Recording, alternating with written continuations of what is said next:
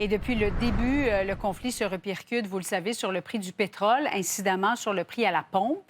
Et ça profite au gouvernement du Québec via la taxe sur l'essence. Et justement, Alain, les aspirants premiers ministres demandent que le trop perçu soit redonné aux Québécois.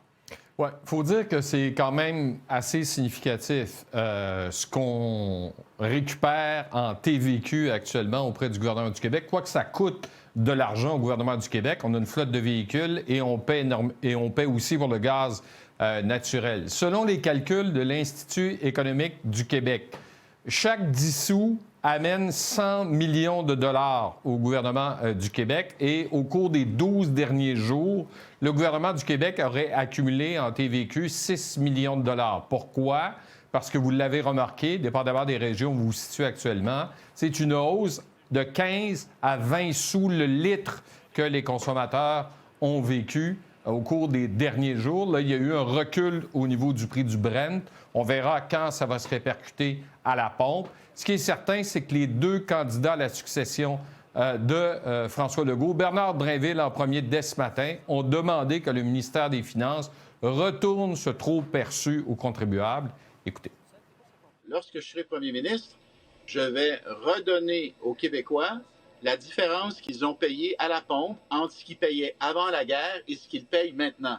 C'est pas à l'État d'empocher les fruits du conflit avec l'Iran, là. Moi, je m'engage à ce que les surplus cumulés par le gouvernement du fait de la hausse importante du prix de l'essence puissent être retournés, mais de manière ciblée, aux automobilistes québécois via une réduction du coût de la plaque d'immatriculation.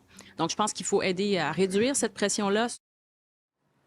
Bon, tu sais, les autres partis demandent, entre autres, des mesures, mais peut-être sur le plus long terme. On peut penser, entre autres, aux conservateurs là, qui demandent d'éliminer la taxe carbone. Également, le Parti québécois qui dit à Ottawa, retourner l'argent que vous avez envoyé aux autres provinces. Et Charles Milliard qui veut des mesures à long terme. Écoutez. Je pense qu'il faut effectivement considérer la redonnée aux Québécois, mais il faut cibler un certain nombre de Québécois. Je pense entre autres aux classes moyennes, particulièrement celles avec des familles, mais je pense que c'est pas le temps d'avoir des mesures très rapides, populistes. Bernard Drainville, lui, ça fait quand même près de 8 ans qu'il est au gouvernement et la question des taxes sur le prix de l'essence et la question du prix de l'essence, qui est déjà trop élevé au Québec, elle existait pendant qu'il était ministre à la table du Conseil des ministres. Donc, comment ça se fait qu'il n'a pas agi et comment ça se fait qu'il arrive avec cette proposition-là aujourd'hui? Éric Girard, on le sait, Alain va présenter son budget la semaine prochaine, mais il semble y avoir peu d'ouverture pour ce type de mesures.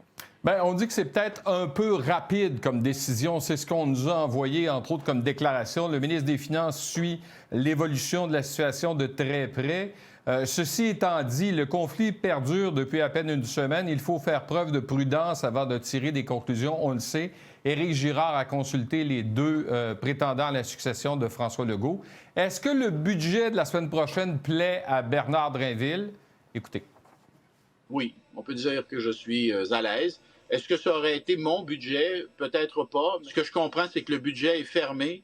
Donc, c'est une mesure qu'on devra mettre en place une fois que je serai premier ministre. Bon, demain, mercredi, on parle de verglas, puis la semaine prochaine, on parlera de budget. Bon, bien, merci. Bonne soirée, Alain.